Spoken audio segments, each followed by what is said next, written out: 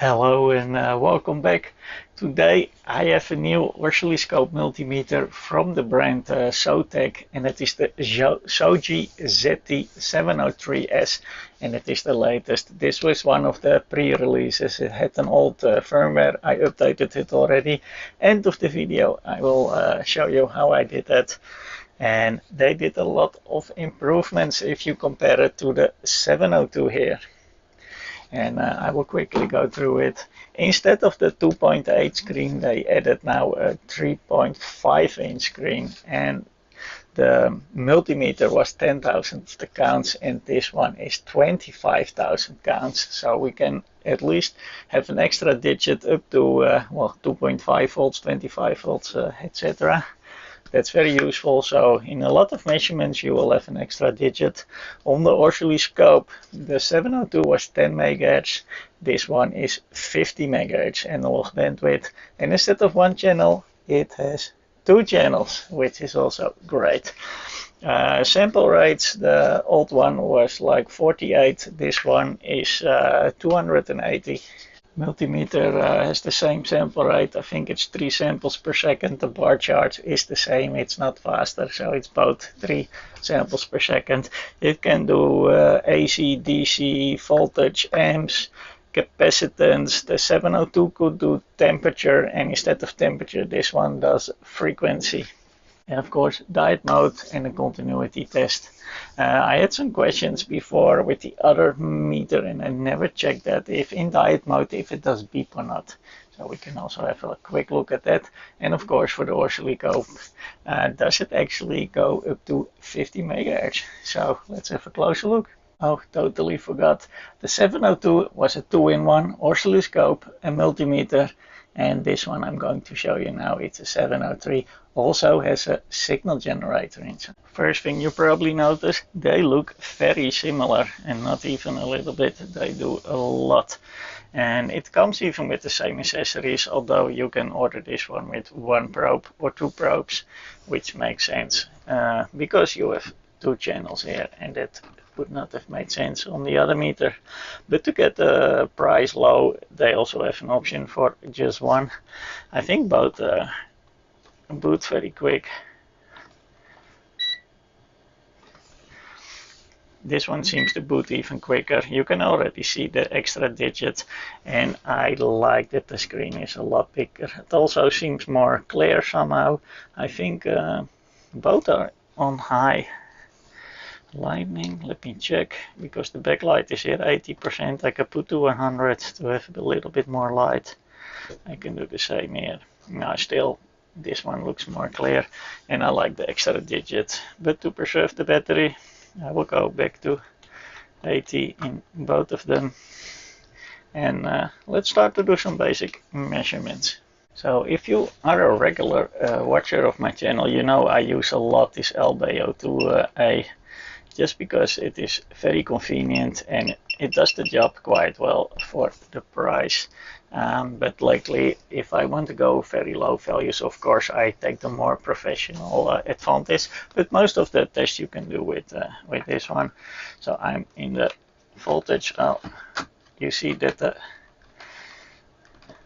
screensaver kicked in. Well, you see the LBO2 is pretty accurate, and here with the extra digit it just lines up perfectly. Well, we can do the same here later with this one, but we see already that we have an extra digit here. It needed some time to stabilize, but it is spot on, which is great. I think it's 0.05%, which is not bad at all for a combi multimeter. Yeah, what I found that is a bit confusing is that is not in this menu. We need to change weird enough first to this mode. That is the backlight timing. Here, BL backlight time, but it is actually not the backlight, it is the whole display that switches on and off. So I will switch it off now, because 2 minutes it's quiet. Okay, here we have it. Need some time to stabilize. Puff, it's there. So already the extra digit is very nice. And even when we go higher, look at this compared to the LBO2A, it is just spot on. But here it will lose an extra digit because this one has 10,000 counts. So if I go one higher here, we lose one here. Have a look at that. This one has still that extra digit. And if we go then above the 5, then they probably are the same because now they switch over. And I will be using now the Advantage because it's just a bit more stable and also it has a digit extra. But what I want to do is go a little bit lower to see how low we can go because we have an extra digit, but can we actually use that also when we're going into the milli or millivolts? Let's see here also. Yeah, in the millivolt mode, look at that, how much digits we have extra here.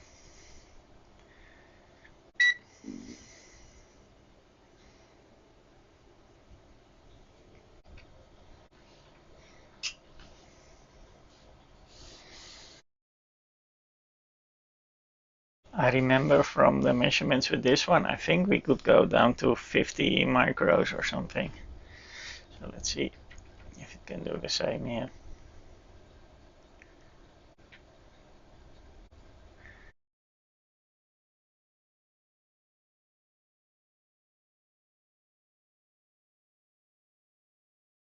Yeah, down to 30, 40, it is okay. And this one is actually a little bit better than this one here. It's a little bit off. Okay, doing milliamps. We are now in the micros. I think I'm 10 micro. And this one is again a little bit off. Well, this one is better. So.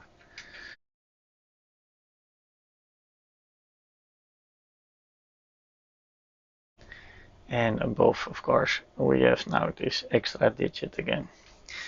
And on the higher values, there seems nothing wrong. And we go to end modes. Yeah, there is an alarm there. Can do the same here.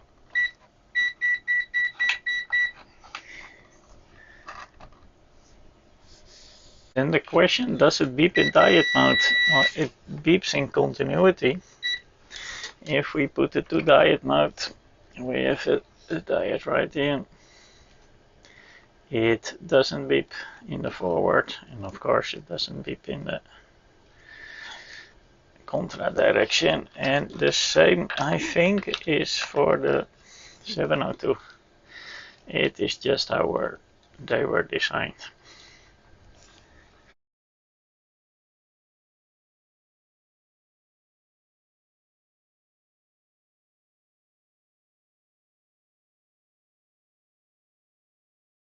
So I went quickly through most of the tests, the DC voltage, AC voltage, resistance, capacitance. It's nice to see that extra digit. I think that's very good.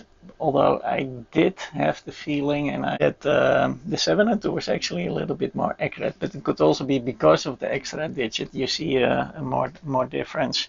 And this is also a pre-release, so I'm not sure how well this was calibrated.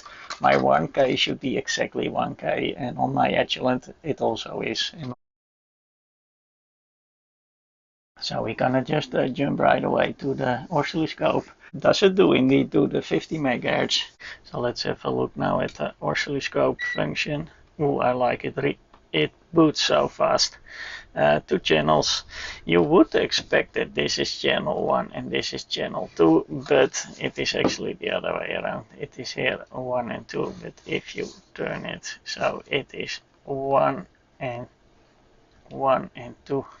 I will be using the Siglant. I will be using a low signal because I will not using the probe. And well, there is discussion, should I use 1-time probe or 10-time probe, because it limits the bandwidth, but that has mostly to do with the slew rate, not necessarily with the 10 times or 1 time. It just limits the bandwidth if you use too higher voltage. So I can also just use a lower voltage, but I can set it to 10 anyway. So let's see, to the menu. Also what I will do, I will switch off the channel 2, because usually this samples per second, 280 in this case, is shared over the channels. So if I switch off the channel 2, then I have more samples. Okay, this I can put to AC. I put my probe to 10 times, then keep it at this. Well, let's put 10 MHz 1 volts in it. I will be using a Terminator, of course. The channel 1 is on the other side. The BNC actually fits a lot better, it seems, than in the old model. And output on. And let's find it. There it is. Even though it is set on, it went back to DC. So the auto setting also changes that. But it looks very stable, to be honest. So let me go back and move it a little bit up. That doesn't look bad at all.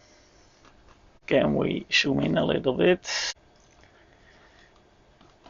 This always works the other way around, but for a 10 MHz signal, it is not shaking, it is not jumping, it is not doing anything. And I am now, I think, on 200 mega samples and not 280, but we are below 30 MHz, so that is okay.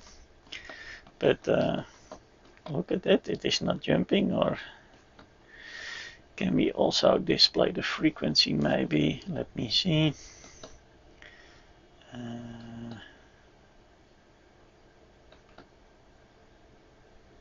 There was some in a manual. I can also do persistence, pretty good. Longer persistence will even make it more stable, but just do it minimum, will be fast. I have cursor measure. Okay, let's do the peak, and let's do the frequency, and how I get out of this exit. Okay, yeah, we have the frequency 10 megahertz, and the top, yeah, it's actually 1 volt peak, but I have a 50 ohm here, so it's half. So instead of 5 volt, it's 500 millis more or less. So that is okay. Makes sense. Can we zoom in a little bit more? This is it. Okay, well, let's go a little bit higher. Let's go to 20 megahertz. Yeah, still stable. 30 megahertz. You see that it starts already to jump a little bit, and we cannot zoom in more, but this is not bad. 30 megahertz. Then we are on 40, and then it goes wrong, but that could be because of our sample. So we go to the menu, and we go to the right, run mode normal, and then we go to run mode high. It reboots, but now we have a higher sample, and now we should go 40. Look at that, 50 megahertz, and it starts to jump. Can we do something about this? Let's just try to go to auto. No, not really.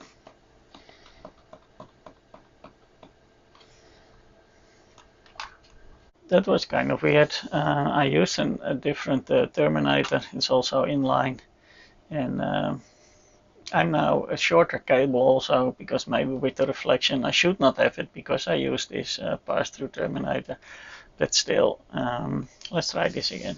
So we are now on 40 megahertz, 41, 42, 43, 45, 40, 46, and it seems stable, but again, a limitation, we cannot zoom in more, and we are already on 10 nanoseconds, so that is a pity, because yes, it can see it. It is also quite stable, even though the persistence is set to very fast. So it will probably look even more when we make the persistence longer. It starts to look better probably. But it is super stable. So 46 megahertz, and now we go a little bit up, 47, and then it goes wrong. And I don't remember this with the 1.09 firmware. I didn't notice this, so they changed something there, I think. 48, 49, 50 megahertz. Yeah, something goes wrong here. And it starts at 47. I didn't notice that with the other firmware. And well, I can try to change the sample again, but that would make it worse, I would think. Run mode high. If I set this to normal, and I do. No, it's just the sampling doesn't do it. It looks the same. And here I need to go down to below 30 probably, yeah. Higher. So it seems to be a sample thing. But below 46 it is super stable. And here it's get lost. Yeah. Okay, let's do a rise time. So, not bad, 45, 46 megahertz. So I think they changed somewhere in the firmware. I did some tests myself. I did not record it, but with the firmware 1.09, I was able to go a lot higher than this 47. It was not that stable as it is here. So I think they made a decision now to go up to 46 or 47 megahertz, but super stable. It was not moving. It looked really, really good. Only I could not go higher. And I think that is a good compromise, because if it is all shaking and doing weird things, yeah, it's great. We can go up to 50 or 60 megahertz, but if it's not stable, it's totally useless. So if they made that choice, and I'm not sure, I cannot go lower to the firmware because I don't have that file. So maybe the other one I get also hopefully as the old firmware, and then we can compare those together. Another test would be the square wave. Square wave we cannot measure up to 50, because to measure a proper square wave you need 3 to 5 times the frequency. So, but that would mean we should go around this 10 megahertz. It should be possible to see the square wave. So let's try that. So we go back first to 5 megahertz. Then let's do a nice square. Amplitude 1 peak, that is good. I didn't realize it was touchscreen. Pretty cool. Okay, let's try that. Okay, 5 megahertz should be possible. It looks nice. It's possible to do that. Look at that, we can zoom in quite a bit. And well, let's just go up in frequency. I will do this as low as possible. And well, we see the frequency here in the corner. It's around 5, so let's go higher. We should be able, I think 10, 12 should be possible. And after that it will slowly become a sine wave. So 6, 7, 8, 9, 10. We are already... It still looks sort of squarish, and we are already at 11 megahertz, 12. Look at that, 13, 14. It is fast enough, and now you can see that it starts to change, and we are now at 25 megahertz, and clearly this is not a square wave anymore, but this is normal. It's just because you need 3 to 5 times the frequency. So if it can show 10 or 12, and it can, then that is good. yeah, that is good. And another way to determine the bandwidth, we already we did more of visual inspection. If the signal goes above 47, it was just not stable enough, and then you can account it for, okay, that is sort of the limit of the bandwidth. But in this case, I think it is actually the sampling. What you usually do, I think, is the 70% rule or the minus 3 dB rule. You just go frequency up, and at some point you find the amplitude goes a little bit down. Well, if you are at 70%, then you say, okay, that's sort of the analog bandwidth. But I think that is sometimes useless, because like in this case, if we go higher than 47, we didn't see the signal drop, but it was just not stable enough anymore, and then it's also useless. But another way to theoretically do that is by detecting the rise time. And if you know the rise time, so how fast the signal can actually move, that is also kind of its limit. So I have from Leo Bodner the fast rise time, and I think it does in the picoseconds, which is, I think, in the gigahertz. So this would also be a way to detect it. It is also based on the square wave. I could not do this on the 702 for clear reasons. It was only 10 megahertz. This one is also 10 megahertz, but it is a square, so that's why I need at least 30 to 50 megahertz scope. But the 703 is that. So let's have a look. So I have the Leo Bodner rise time here. Pretty cool device, super fast. And well, let's see if we switch it on. There we go. Go to auto setup.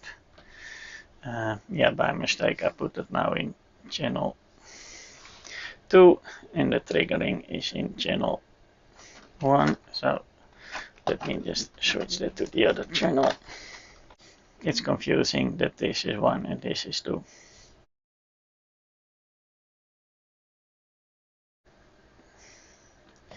Let's see if we can sort of determine the rise time. Well, we can take a little bit off here and a little bit off there, I would say. Yeah, it is between 9 nanoseconds. Maybe a little bit lower. Between 7 and 9. Okay, well, this is how that works with the rise time. We can take, I have another video about this, but we can take a little bit off here, we can take a little bit off here, and then the time it needs to rise. You can sort of theoretically calculate the bandwidth, and we were between this 7 and 9, and when you calculate that, that will be between 50 and 39, which was about right. Yeah, we could not really, there was no setting in the measurement menu to see the actual rise time, so then you need to guesstimate on the divisions, and we can't go much lower than 10, so then it's really a big guess. But yeah, it should be able to go between the 39 and the 50, and that is about what we saw at 46, 47. So yeah, makes sense.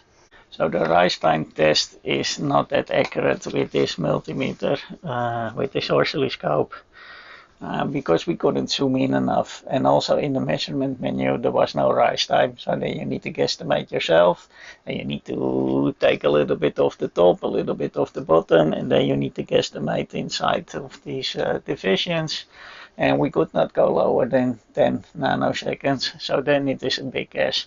And then the difference between 7 or 8 nanoseconds you can't really see if you need to guess in one little square.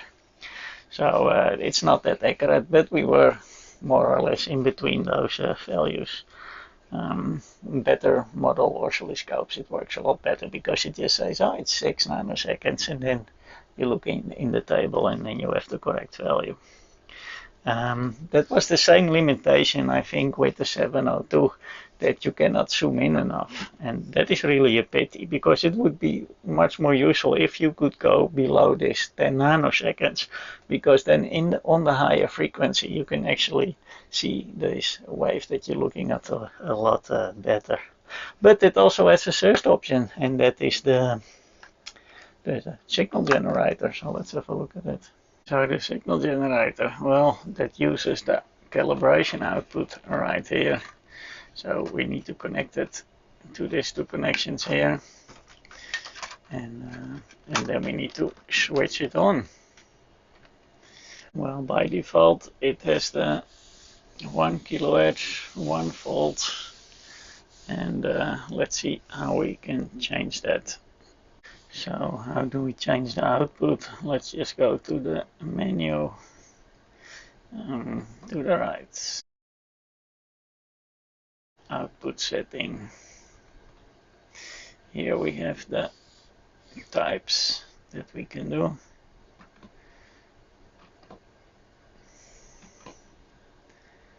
I don't see anything change on the oscilloscope, to be honest, so I'm not so sure what I do here. So then maybe it needs to be somewhere else. I have here applications, I have here the signal generator. I probably need to use that. Yes, that makes more sense. Okay, I've put now a sine wave. Ooh, on oscilloscope it doesn't look that clean. And the square also not.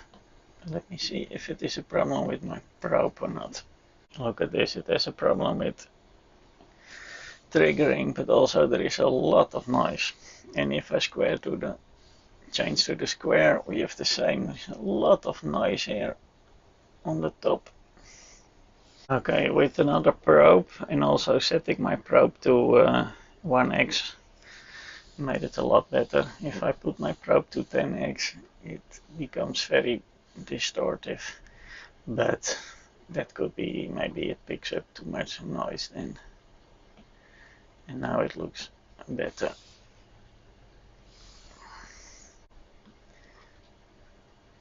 It can do all kinds of funny shapes. And if I switch it back to 10, it was yeah, it picks up too much noise. So what can we do? Sine, square, triangle, half, full. Well, we saw that on the scope, that works. What else we can do? Frequency up and down. What is the highest frequency we can do?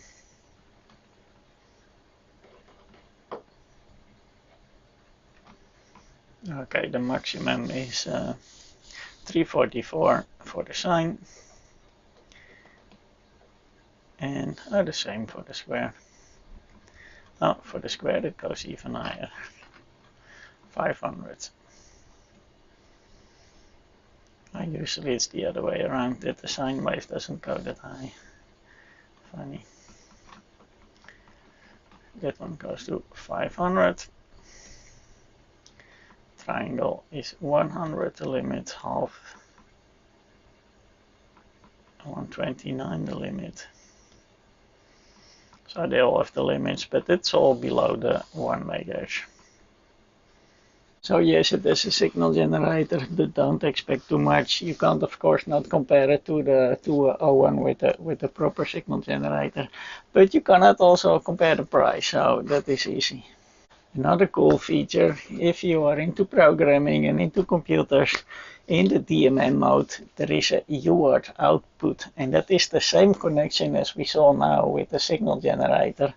And then you need a TTL to serial converter. You can buy this for $2-3 on the AliExpress, and then you can read out, and it will just output, because you can only output, it will just output the readout of the display. So that is in the multimeter mode.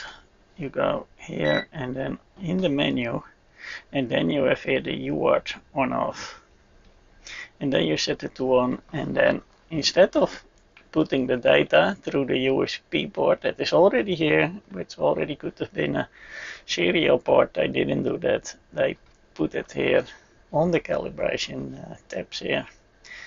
And of course then you need to convert it to from TTL to serial, and then you can play with it.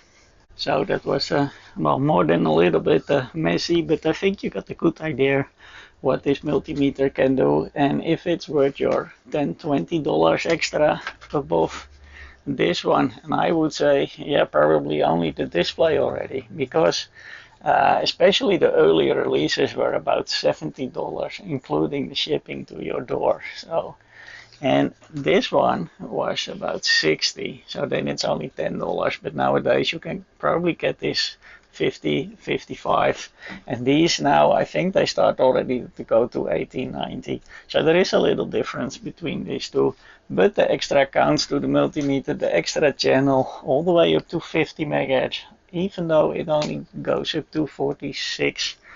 This one only went to 7, so I think yes, and I like the display, it's so much bigger.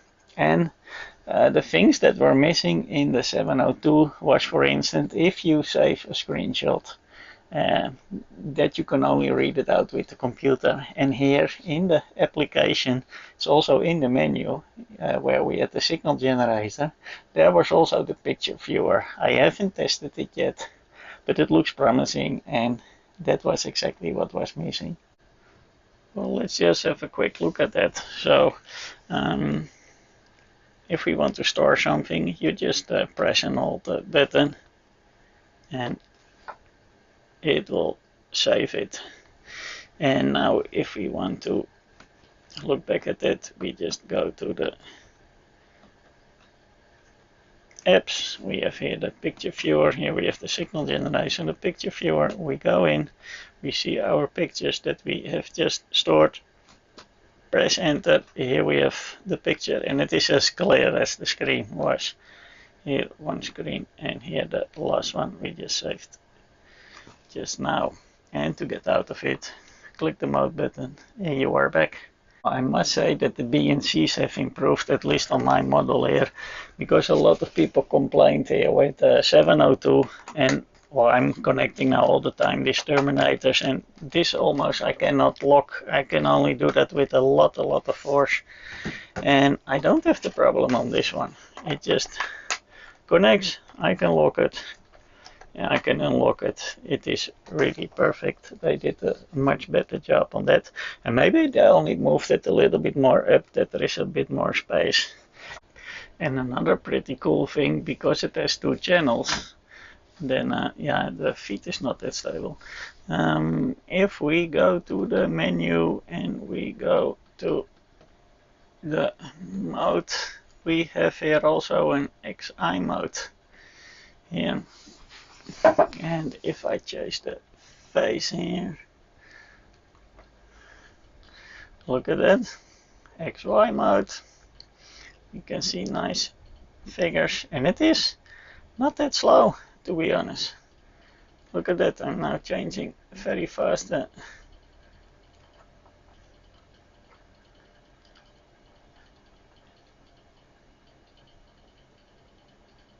Not bad.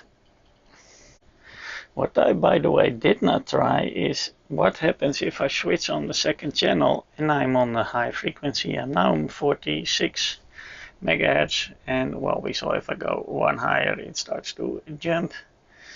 So what is this shared? Because then if I change the channel, if I switch this on, what will happen if I go now one higher? Same happens. Maybe it actually needs to do something. Let me add the second channel, 10 megahertz or something. Okay, I'm now feeding both the channels with 56 megahertz. And it doesn't seem to get worse. Yes, on 47 it jumps again. So I don't know how this sampling is done, if it is actually just per channel actually, so it's not shared. Because we saw when we switched to the normal mode or the high mode, that it actually made a difference to the signal. But here it doesn't get better or worse if I only use one channel or two channels. So let's check the firmware. We go to menu, it needs to be in scope mode. Then we go right. Here, version. This is version 109, so we need to update this. So we click again menu, to the right, USB mode, enter, clock. This is it. Now we put in the USB connected to the PC. So we go to the website of zotektools.com, go to products, oscilloscope, and then we go for the old one here and the two channel right here. And then we say update the file. Again, update the file. And then we download, and the latest right now is 127. I will just download it to my download folder. It just did that. We can open that folder. We'll leave it here. Then I want to plug in the USB, but of course I like to know what is going to happen, if it creates a COM port or it will create something else. Device manager open. Okay, let's see when I plug it in.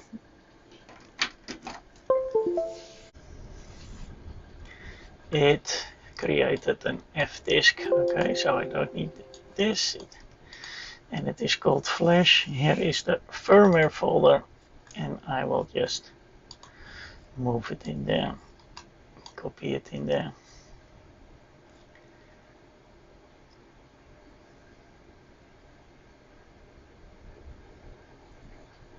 Okay, that is done.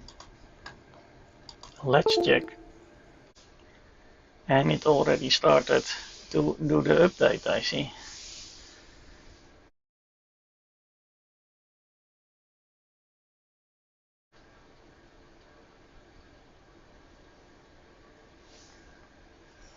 So let's have a look. Menu. Right. Yeah. Version 127. Done. Little bit messy, but I think you get the idea what it can do.